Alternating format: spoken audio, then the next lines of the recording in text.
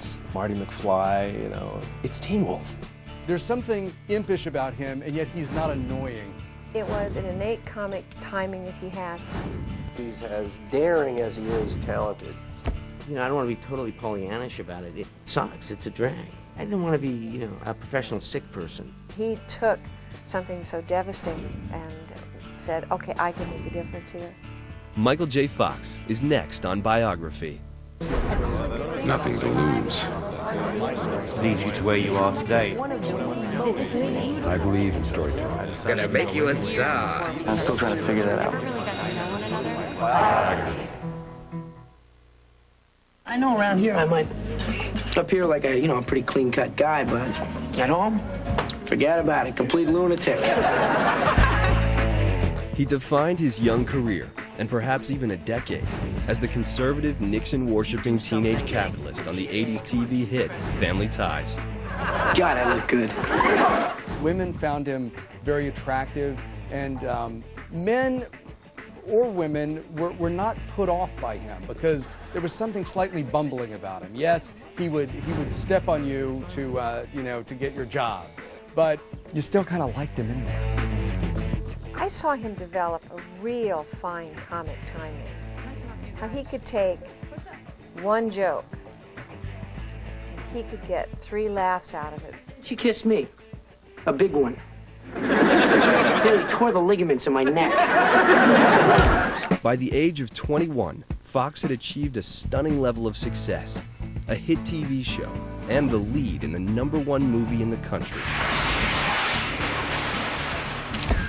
Back to the Future became one of the highest-grossing films of all time, cementing Fox's A-list status, making him so bankable, even his B-movies made millions. He probably thought Teen Wolf was going to be, a movie that would come and go and not do him any good because it was called Teen Wolf. It never seemed to matter what role he played. Audiences just adored him. Years later, they still do. Now, what is it? 17 years after we went off the air? 17 years? People say, what was it like to work with Michael Fox? That's one of the first things he wants to know.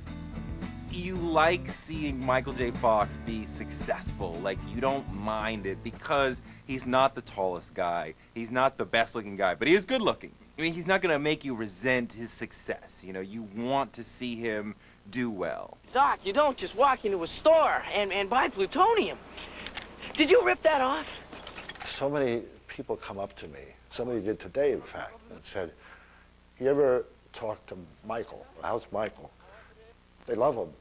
But despite the success and adulation, Fox is often given the ultimate Hollywood compliment. He stayed grounded. He's very realistic and down to earth, and grateful for the success. He's not a prima donna in any sense. Well, Michael J. Fox is like, a little bit more of an everyman who's a little smarter than the average bear, but you identify with him. You like him. A lot of times actors who are less secure or less involved, they have to go out because they have to somehow see that energy in the room change when they walk in so they can, they need to see the reflection of their power, in their glory. But for Mike, the reflection would always be in the work. Fox made the giant leap from sitcom star to movie star seemingly with ease. He made the leap back look just as graceful. Okay, I'll tell you what, I'll have Tribeca sit. But returning to the medium that made him a star meant there would be some changes. This time, Fox wanted more control. Mike definitely was in a totally different job on Spin City than on Family Ties, and he had much more responsibility. He was legitimately, as executive producer, much more deeply involved in other elements other than just acting. He really has a great sense of the whole behind-the-scenes process and what is required to make an enterprise like this work. Spin City reminded fans why the actor had been called one of the giants of TV comedy. But it wasn't as easy as it looked. Behind the scenes, Michael J. Fox was desperately trying to keep a painful secret. Still in his 30s, he had been diagnosed with Parkinson's disease. The illness robbed him of control of his muscles, making it almost impossible to deliver the performances he was used to giving. It was painful, because Mike is such a perfectionist, to see him grappling with this and beyond his control. We who worked with him, 8 to 10 hours a day, sensed that there was some problems, but it was explained to us that he had Lyme disease or something else. He covered it with a good story, and he's a good actor, Fox covered well, but as the disease progressed, his body began to betray him. Obviously, the whole production schedule had to change, because you literally could work when Mike could work, and when he couldn't work, there was no way to make him work. It was just cruel and inhumane, and it just couldn't be done. He realized that he would not be able to keep this a secret and be a public figure for very long. He was going to the Golden Globes. He and Tracy Pollan were in the limousine, and he started to get out of the car, but his legs and arms were just shaking uncontrollably, and so they had to keep circling the block before he could get out of the car.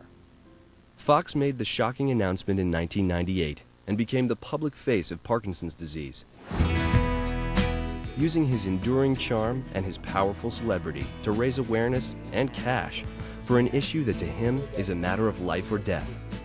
I left Spin City for a new job, finding a cure for Parkinson's disease. Frankly, I hope I'm out of work within 10 years, because that's how fast scientists feel they may crack this thing. You can't find Mike. He's someplace else in the world every week. He's one of the most active, energetic, and concerned people I know. I'm in Congress, so I feel like talking a lot. Michael J. Fox made an enormous career change when he went public. I mean, he suddenly went from being an actor to being a poster child to a disease. And Tracy Pollan has been right there with him by his side through all these years, through the entire thing. My life does not begin when this struggle ends. My life is not on hold until I find a cure. My life is not, who I am is not waiting to have this lifted from me. I'm who I am now. I'm who I am with this. Michael J. Fox called his autobiography Lucky Man, saying his life has been filled with blessings from the very beginning. But it was more than luck that brought the small-town kid from obscurity in Canada to outrageous fame and fortune in Hollywood. Are you one of the millions suffering from joint pain or stiffness? Tired of products that provide only temporary relief?